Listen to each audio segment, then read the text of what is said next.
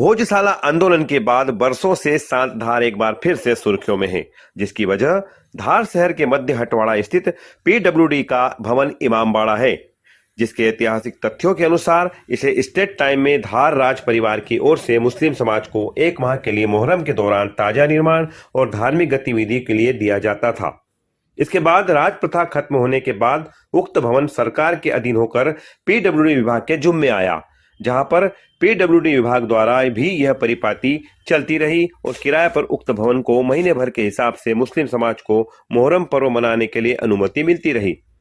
उक्त इमामबाड़ा भवन का पूर्व में कलर विभाग अनुसार पीला होता था, परंतु 90 के दशक में मुस्लिम समाज ने उक्त भवन का पीला कलर हटाकर स्थायी रूप से इसे हरा कर दिया और ऊपर लगे कवेलू की बजाय यहाँ चद्दरें डाल दी गई और कुछ स्वरूप बदल वर्ष भर के लिए मुस्लिम समाज उक्त भवन में अपनी धार्मिक गतिविधियां चलाने लगा, जिसको लेकर समय समय पर सुगबुगाहटें चलती रही। पर 2021 के बाद सांस्कृतिक धरोहर रक्षा मंच की ओर से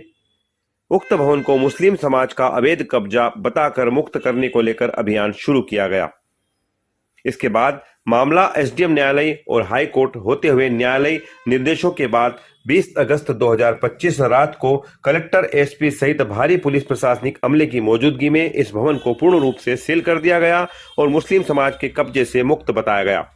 इसी दौरान किसी अनहोनी के डर से अपनी सरकारी संपत्ति को अपने अधीन करने के लिए प्रशासन को भारी सुरक्षा इंतजाम करना पड़े, जिसको लेकर आम लोगों के जहन में भी कई सारे सवाल हैं कि सरकार जब अपनी ही संपत्ति को कब्जे में लेने को लेकर इतनी आशंकित है, तो आम लोगों की संपत्तियों पर कब्जा जमाए लोगों से कब्जा दिलवाने को लेकर प्रशासन किस तरह काम करता होगा।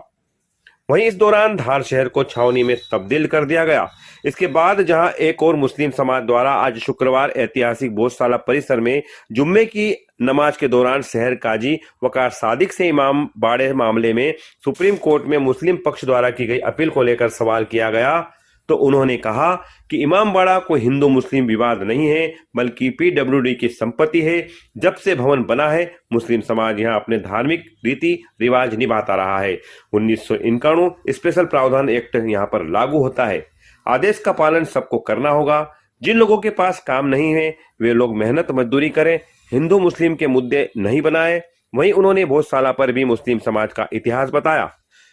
उधर इमामबाड़ा को प्रशासन द्वारा वापस अपने अधीन कर लेने पर सांस्कृतिक धरोहर रक्षा समिति ने एक आयोजन के दौरान प्रशासन का आभार मानते हुए इसे जन जागरण अभियान का परिणाम बताया तथा इस कार्रवाई को लैंड जिहाद से मुक्त करार दिया और आगे भी किसी प्रकार का लैंड जिहाद बर्दाश्त नहीं करने की बात करते हुए अन्य अतिक्रमणों को लेकर भी आंदोलन चलाने सहित लव जिहाद और आर्थिक जिहाद के खिलाफ जन जागरण छेड़ने का ऐलान किया। साथ ही शासन से मांग की कि लोक निर्माण विभाग की इस संपत्ति को शासकीय रूप में लाकर हिंदू धार्मिक त्योहारों के लिए भी उपलब्ध कराया जाए और अवैध निर्माण ध्वस्त किए जाएं। उधर अतिरिक्त कलेक्टर संजीव केशव पांडे ने कहा, इमामबाड़ा मामले के बाद प्रशासन पूरी तरह से सतर्क है। शहर की शांति और कानून व्यवस्था बनाए रखने के लिए जिला प्रशासन और पुलिस प्रतिबद्ध है।